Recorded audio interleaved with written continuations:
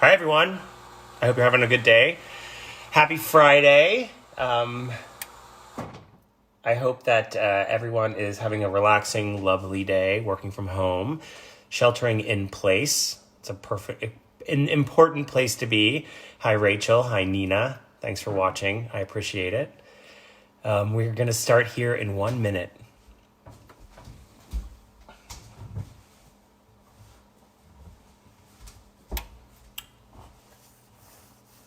Almost 3 o'clock. And we have a big day today. Lots of things to talk about. I'm very excited. I'm watching the clock tick down. Oh, Meadow. Hi, Meadow. How are you? I hope you're doing well. Are you having fun at home with mom and dad? Are they making you crazy yet? I'm sure they are. Hi, Heather Prowse. I hope you're doing well. Thanks for watching. Thanks for making this part of your evening every evening. That means quite a bit to me.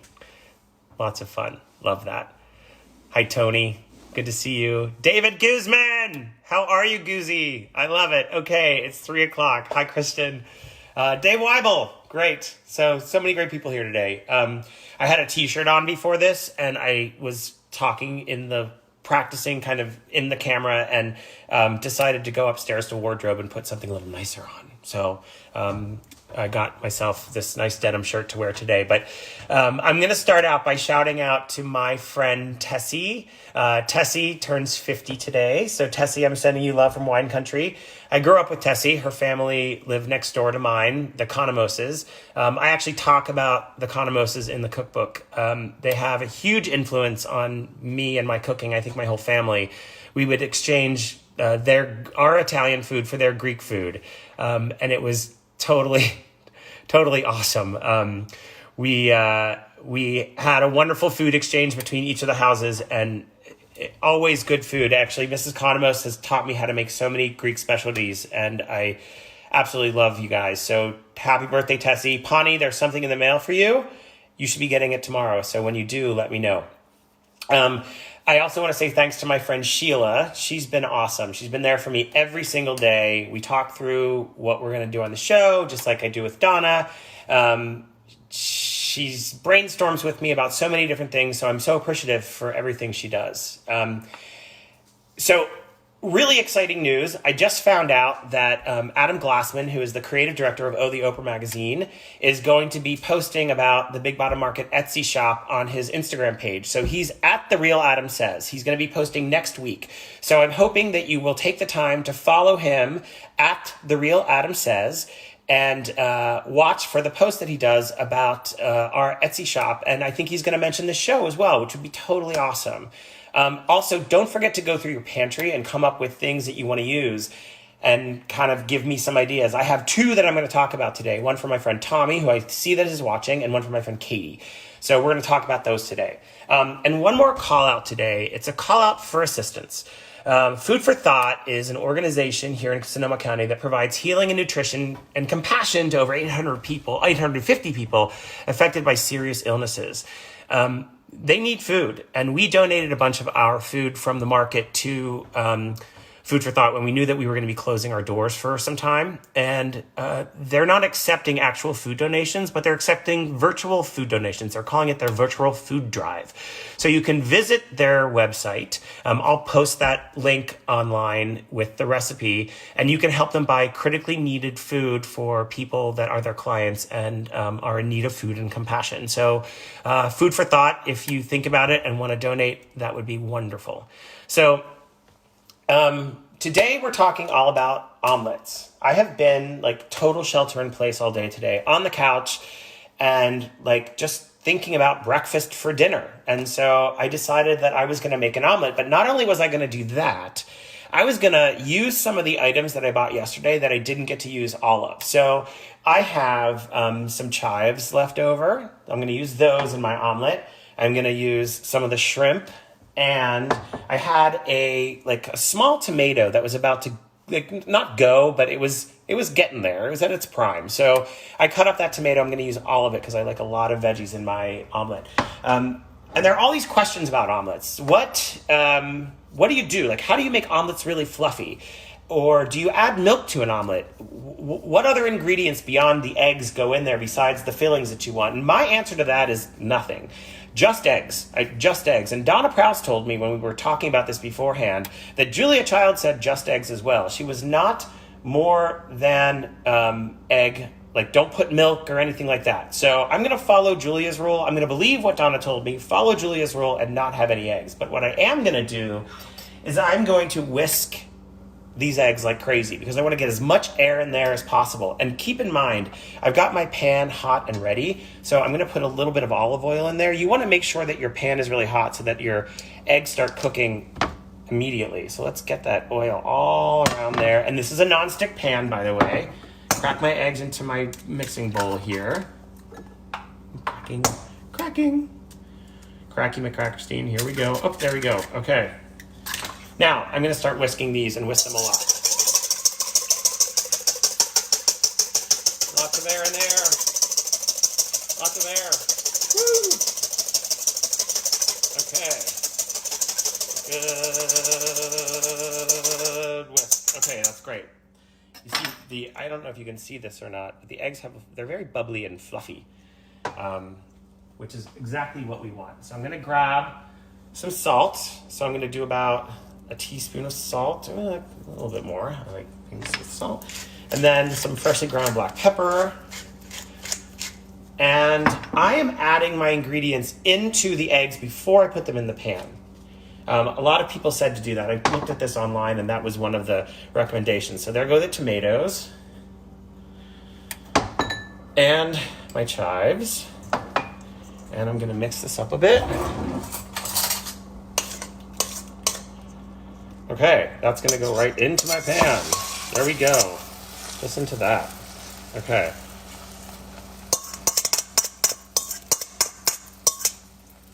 Ah, it looks beautiful, doesn't it? Now, while this is cooking, I'm going to turn this up a bit. I'm going to let this cook. I'm actually going to cover it because when I do my flip, I'm going to flip it with the plate. I'm not going to flip it with like this because I could see that going completely haywire and like knocking the phone down and being totally crazy. So anyway, so Tommy, you asked me about green garlic and I thought a lot about it, but I wanted to talk a little bit about what green garlic is. He got it at the farmer's market and it's green garlic season. They harvest it in the spring. It's more mellow and less spicy in flavor than regular garlic, so it can replace garlic. So any recipe that calls for green garlic, you can use, or a recipe that calls for regular garlic, you can use green garlic, sautés, sauces, roasts, whatever it may be. It can be substituted, but keep in mind it has a milder flavor. So if you really like the flavor of garlic, you'll want to put more of the green garlic in. If you don't like the flavor of garlic, you don't like the bitterness or the pungent taste of it, you can substitute it with green garlic instead. And those long green that are like scallions, you can use those too. So Tommy, here's my idea for you. I love making cacio e pepe. It's really easy to make, and you're a foodie, so maybe you've made it before, but I would try sauteing the green garlic and those long green thingies like scallions together and make your cacio e pepe sauce and then toss that with the pasta. I think that would make for a really interesting cacio e pepe dish. So try that out. Let me know what you think. I'd love to hear more. Okay, so now let's take a look at this omelet and see where we are. Okay, we're still cooking a bit. Yeah, we're still cooking here. I don't want to flip it just yet, but it's looking really good. Wow. Yeah. Yeah, it still has some cooking to do. So we're going to let that set. I'm going to put this back on there because it'll cook it a little bit faster. Awesome. Okay. Hey, Jessica. Boing. How are you? So I love these little comments in here. It's a lot of fun to see what people have to say. So here's another. Let's talk about the other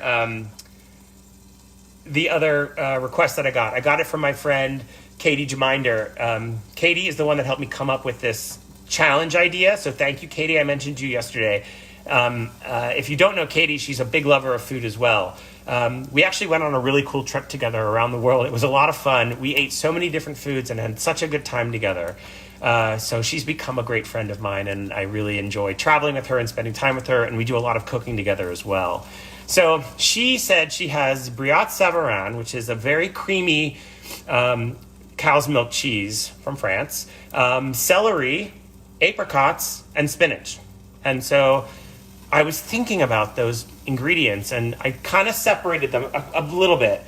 All I could think about was the celery, and my mom making me that celery with peanut butter on it. Remember, everybody remembers that. Celery with peanut butter is like one of the crunchiest, most delicious things. So my idea for you, Katie, is to take that Brillat Savarin and spread it, because it's very spreadable, into that piece of celery and add some of that apricot jam to it. Oh my God, it's going to be delicious. And make sure, because I know that you've got a glass of rosé sitting next to you, make sure you sip it with some rosé, and you're going to get that wonderful flavor explosion in your mouth. It's going to be absolutely incredible. And for the spinach, I would do something similar like the cacio e pepe. So my dad sometimes likes to take greens, and at the very end of cooking pasta, he'll add the greens into the pasta and then strain that out, and you've got those greens in the pasta already. So if you make your cacio e pepe pasta, strain the pasta, and then toss your cacio e pepe. It'll taste absolutely delicious. Okay, this is getting hot. So let me just pull this off here. Hot, hot, hot. Okay. Now, I think we're getting there. Yeah. Oh, wow. This looks beautiful. Look at that. Yay! Okay, so we're gonna do our flip now. This is the part that I hope works. So crazy if it doesn't, right? But, okay. So there we go. We're going to flip this that way.